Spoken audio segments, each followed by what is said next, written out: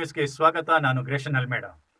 ಮಾಲೂರು ತಾಲೂಕು ಸ್ವಾಭಿಮಾನಿ ಜನತಾ ಪಕ್ಷದ ಅಧ್ಯಕ್ಷ ಆರ್ ಪ್ರಭಾಕರ್ ಪಕ್ಷದ ಕಚೇರಿಯಲ್ಲಿ ಮಾಲೂರು ಶಾಸಕ ನಂಜೇಗೌಡರ ಆಡಳಿತದಲ್ಲಿ ಅಭಿವೃದ್ಧಿಯೂ ಇಲ್ಲ, ಭ್ರಷ್ಟಾಚಾರವೇ ಎಲ್ಲ ಎಂಬ ಪರಿಸ್ಥಿತಿ ನಿರ್ಮಾಣವಾಗಿದೆ ಎಂದು ಗಂಭೀರ ಆರೋಪಗಳ ಸುರಿಮಳೆಗೈದರು.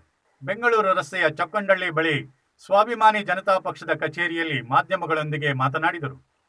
ರಾಜ್ಯದಲ್ಲಿ ಕಾಂಗ್ರೆಸ್ ಆಡಳಿತಕ್ಕೆ ಬಂದು 2 ವರ್ಷ ಕಳೆದಿದೆ. ಬಿಟ್ಟಿ ಭಾಗ್ಯಗಳ ಆಶ್ವಾಸನೆಗಳನ್ನು ನೀಡಿ ಅಧಿಕಾರಕ್ಕೆ ಬಂದು ರಾಜ್ಯದ ಸರ್ವತೋಮುಖ ಅಭಿವೃದ್ಧಿಗಳು ಕುಂಠಿತವಾಗಿವೆ. ಮಾಲೂರು ಶಾಸಕ ನಂಜೇಗೌಡರು ಕೋಟಿ ಕೋಟಿ ರುಗಳ ಅನುದಾನಗಳ ಆಶ್ವಾಸನೆ ನೀಡುತ್ತಿದ್ದಾರೆ, ಅಭಿವೃದ್ಧಿ ಶೂನ್ಯ ಆಗಿದೆ ಎಂದರು. ಈ ಹಿಂದೆ ಮಾಲೂರು ತಾಲೂಕು ಪಂಚಾಯಿತಿ ಅಧ್ಯಕ್ಷರಾಗಿದ್ದ ನಂಜೇಗೌಡರ ಆಡಳಿತದಲ್ಲಿ ಕೇಂದ್ರದ ಕೂಲಿಗಾಗಿ ಕಾಳು ಯೋಜನೆಯಲ್ಲಿ ಬಂದಿದ್ದ ಅಕ್ಕಿ ಮೂಟೆಗಳನ್ನು ಮಾರಿಕೊಂಡಿದ್ದು, ಇವರ ದುರಾಡಳಿತದಿಂದ ಹಲವು ಅಧಿಕಾರಿಗಳು ತಮ್ಮ ವೃತ್ತಿಯನ್ನೇ ಕಳೆದುಕೊಂಡಿರುವುದು ನಮಗೂ ತಿಳಿದಿದೆ ಎಂದು ಇತಿಹಾಸವನ್ನು ಪ್ರಭಾಕರ್ ಕೆದಕಿದರು. ಅಕ್ಕಿಯನ್ನು ಕೊಟ್ಟಂತ ಅಕ್ಕಿಯನ್ನ ಸಾವಿರಾರು ಲೋಡ್ಗಳನ್ನ ಮಾರಿಕೊಂಡು ಅವತ್ತಿನ ದಿವಸ 11 ಜನ ಅಧಿಕಾರಿಗಳು ಸಸ್ಪೆಂಡ್ ಆಗ್ತಾರೆ ತಾಲೂಕ್ ಪಂಚಾಯತಿಯಲ್ಲಿ, ಇನ್ಕ್ಲೂಡಿಂಗ್ ಇಒ. ಇದರಲ್ಲಿ ಪಾಪ ಜಿಲ್ಲಾ ಪಂಚಾಯತಿ DS1 ಕೃಷ್ಣಪ್ಪ, ಕೋಡಿಪಾಳ್ಯ ಕೃಷ್ಣಪ್ಪನವರು ಪಾಪ ಜೈಲಿಗೆ ಹೋಗ್ತಾರೆ 3 ದಿವಸ. ಮಾಡದೇ ಇರೋ ತಪ್ಪಿಗೆ ಪೇಪರ್ ಕೆಳಗಡೆ ಪೇಪರ್ ಇಟ್ಟು ಸೈನ್ ಹಾಕ್ಸ್ಕೊಂಡು ಕೋಡಿಪಾಳ್ಯ ಕೃಷ್ಣಪ್ಪನವರು ಜೈಲಿಗೆ ಹೋಗ್ತಾರೆ. ಸನ್ಮಾನ್ಯ ನಂಜೇಗೌಡ್ರೆ, ನೀವು ನಿಮ್ಮ ಪಾಪದ ಹೊರೆ ಅಲ್ಲಿಂದ ಪ್ರಾರಂಭ ಆಗಿ ಇವತ್ತು ತಾಲೂಕು ಆಫೀಸಲ್ಲಿ ತಹಸೀಲ್ದಾರ್ ಸಸ್ಪೆಂಡ್ ಆಗ್ತಾನೆ, ನಾಗರಾಜ್ ಅಧಿಕಾರಿಗಳು ಸಸ್ಪೆಂಡ್ ಆಗ್ತಾರೆ, ಇತ್ತೀಚೆಗೆ RIಗಳು ಸಸ್ಪೆಂಡ್ ಆಗ್ತಾರೆ, ಇತ್ತೀಚೆಗೆ ಸರ್ವೆ ಡಿಪಾರ್ಟ್ಮೆಂಟ್ ಅಲ್ಲಿ ಸಸ್ಪೆಂಡ್ ಆಗ್ತಾರೆ. ಯಾವ ಇಲಾಖೆಯಲ್ಲಿ ಆದರೂ ಸಹ ನೀವು ಹೇಳ್ತೀರಿ ನಾವು ಬಡವರು, ನಾನು ರೈತ, ನಾನು ಬಡವರ ಮಗ, ನನಗೆ ಈ ತಾಲೂಕಿನಲ್ಲಿ ಆಶೀರ್ವಾದ ಮಾಡಿದ್ದಾರೆ, ನಾನು ಜನರಿಗೋಸ್ಕರ ಇದ್ದೀನಿ, 3400 ಕೋಟಿಯನ್ನ ದುಡ್ಡು ತಗೊಂಬಂದಿದ್ದೀನಿ ಅಂತ ಹೇಳ್ತಾರೆ ಈ ತಾಲೂಕಿಗೆ. 3400 ಕೋಟಿ ನೀವು ಎಲ್ಲಿ ಹಾಕಿದ್ದೀರಿ? ಹೋಗಲಿ, ನಮಗೆ ಆ ರಸ್ತೆ ಗುಂಡಿಗಳಾದ್ರೂ ಮುಚ್ಚಿಕೊಡಿ.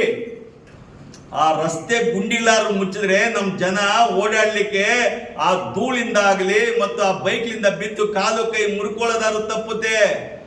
ಹೊಸೂರು ರಸ್ತೆ ನಿಮ್ಮ ಕುಟುಂಬದವರೇ ಮಾಡಿದ್ದು. ಆದ್ರೆ ನೀವು ಹೇಳ್ತೀರಿ ಶಿವಮೊಗ್ಗದವ್ರು ಕಾಂಟ್ರಾಕ್ಟ್ರು ಅಂತ. ಬರೀ ಶಿವಮೊಗ್ಗದವ್ರು ಕಾಂಟ್ರಾಕ್ಟರ್ ಅಷ್ಟೇ. ಆದ್ರೆ ಮಾಡಿದ್ದು ನಿಮ್ಮ ಮಗ ಸ್ವಾಮಿ ರಸ್ತೆ ಅಭಿವೃದ್ಧಿ. ಇಲ್ಲಿವರೆಗೂ ಪ್ರಾರಂಭ ಮಾಡಿದಂಥ ರಸ್ತೆ ಇಲ್ಲಿವರೆಗೂ ಉದ್ಘಾಟನೆ ಆಗಲೇ ಇಲ್ಲ. ಚಿಕ್ಕ ತಿರುಪತಿಗೆ ರಸ್ತೆನೇ ಇಲ್ಲ. ಇಂಥ ಸಂದರ್ಭದಲ್ಲಿ ತಾವು ದೊಡ್ಡಕೆರೆಗೆ 34 ಕೋಟಿ ಹಣ ಹಾಕಿದ್ದೀರಲ್ಲ, ತುಂಬ ಸಂತೋಷ. ನಮ್ಮ ಮಾಲೂರಿನ ದೊಡ್ಡಕೆರೆ ಮೇಲೆ ನಿಮಗಿರುವಂಥ ಪ್ರೀತಿ ವಾತ್ಸಲ್ಯ ನಾವು ಕೊಂಡಾಡಬೇಕು. ಅರೆ 34 ಕೋಟಿನ ಗ್ಲೋಬಲ್ ಟೆಂಡರ್ ಮಾಡಬೇಕಾಗಿತ್ತು. ಪಾರ್ಟ್ ವೈಸ್ 9.5 ಕೋಟಿಗೆ ಯಾಕೆ ಮಾಡ್ಕೊಂಡಿದ್ದೀರಿ? ಈ ಬಗ್ಗೆ ಶಾಸಕ ನಂಜೇಗೌಡರು ಪ್ರತಿಕ್ರಿಯಿಸಿದ್ದು ಹೀಗೆ. ಅಧ್ಯಕ್ಷರಾಗಿದ್ದಾಗ ಅಕ್ಕಿಯನ್ನ ಮಾರ್ಕೊಂಡ್ಬಿಟ್ರು ಅಂತ. ಈತನ ಅವತ್ತು ತಾಲೂಕ್ ಪಂಚಾಯತಿ ಮೆಂಬರ್ ಆಗಿದ್ದ ನನ್ನ ಜೊತೆ, ನಾನು ಅಧ್ಯಕ್ಷರಾಗಿದ್ದಾಗ. ಆಗಿನ ಸರ್ಕಾರ ಕಾಂಗ್ರೆಸ್ ಸರ್ಕಾರ ಇತ್ತು. SM ಕೃಷ್ಣಪ್ಪ ಚೀಫ್ ಮಿನಿಸ್ಟರ್ ಇದ್ರು. ಕೂಲಿಗಾಗಿ ಕಾಳು ಕಾರ್ಯಕ್ರಮ ಅವತ್ತು ಕೇಂದ್ರ ಸರ್ಕಾರದ ಪ್ರಧಾನಮಂತ್ರಿಗಳಾದ ಮನಮೋಹನ್ ಸಿಂಗ್ ಅವರು ಕೂಲಿಗಾಗಿ ಕಾಳು ಕಾರ್ಯಕ್ರಮ ಕೊಟ್ಟಂಥದ್ದು. ಅವಾಗ ಆ ಯೋಜನೆ ಕಾರ್ಯಕ್ರಮದಲ್ಲಿ ನಮ್ಮ ತಾಲೂಕ್ ಪಂಚಾಯತಿನಲ್ಲಿ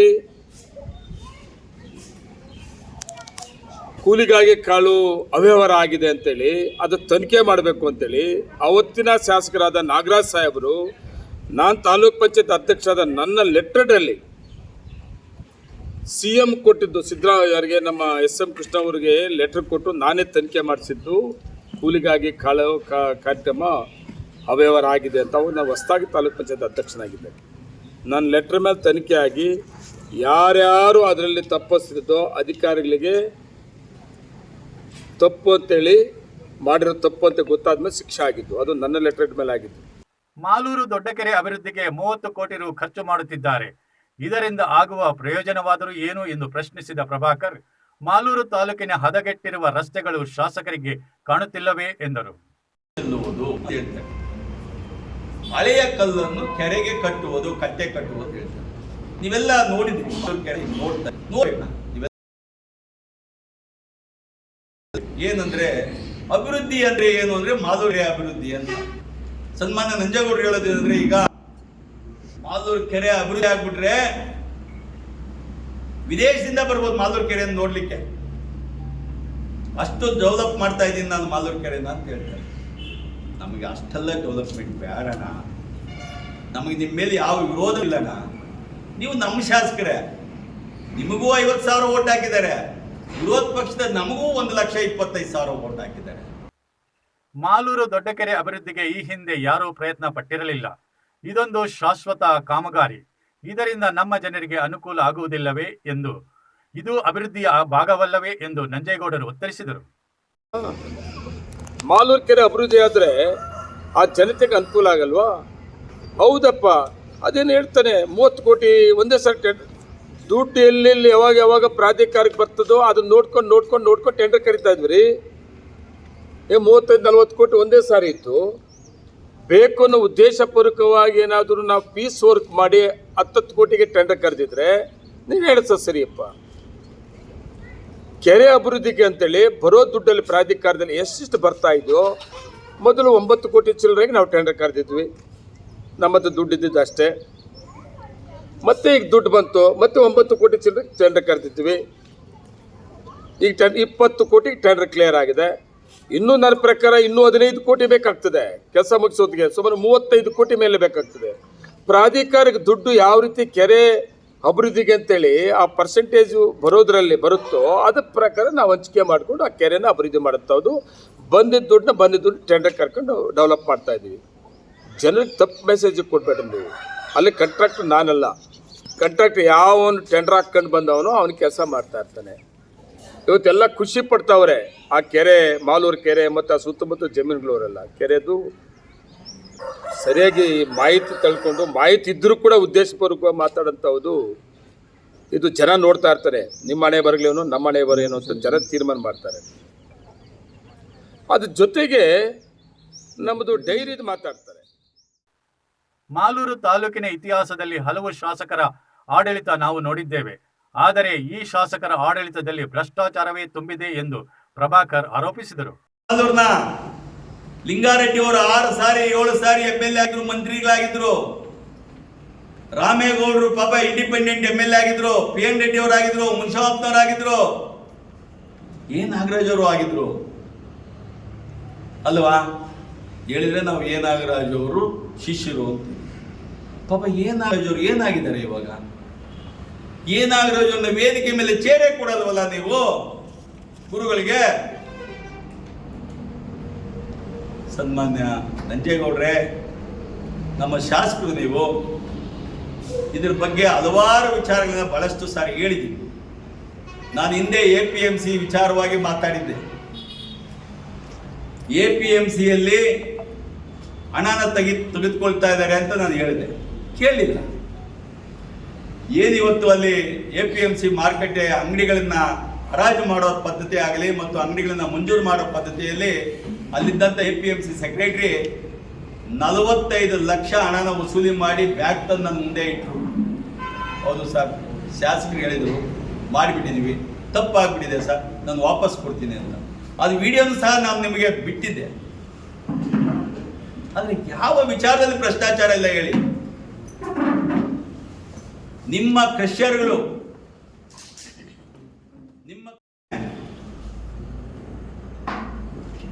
ಅವನ್ನ ತಗೊಂಬಂದು ಟೈರ್ ಕೆಳಗಡೆ ಕೊಟ್ಟುಬಿಟ್ಟು ಅವನು ಸತ್ತೋದ ಅಂತ ಹೇಳ್ತೀರಿ. ಮಾಲೂರು ಪೊಲೀಸ್, ಇದು ಮಾಸ್ತಿ ಪೊಲೀಸ್ ಸ್ಟೇಷನ್ ಅಲ್ಲಿ ಕೇಸ್ ಆಗ್ತದೆ. ಸನ್ಮಾನ್ಯ ವಸಂತ್ ಅವರು ಅವಾಗ ಅಲ್ಲಿ ಸಬ್ ಇನ್ಸ್ಪೆಕ್ಟ್ರು. ಆದ್ರೆ ಇವತ್ತು ವಸಂತ್ ಅವ್ರನ್ನ ನೀವು ತಗೊಂಡ್ಬಂದು ಮಾಲೂರಿನಲ್ಲಿ ಸರ್ಕಲ್ ಇನ್ಸ್ಪೆಕ್ಟರ್ ಮಾಡಿದ್ದೀವಿ ಋಣ ತೀರಿಸ್ಕೊಳ್ಳಿ.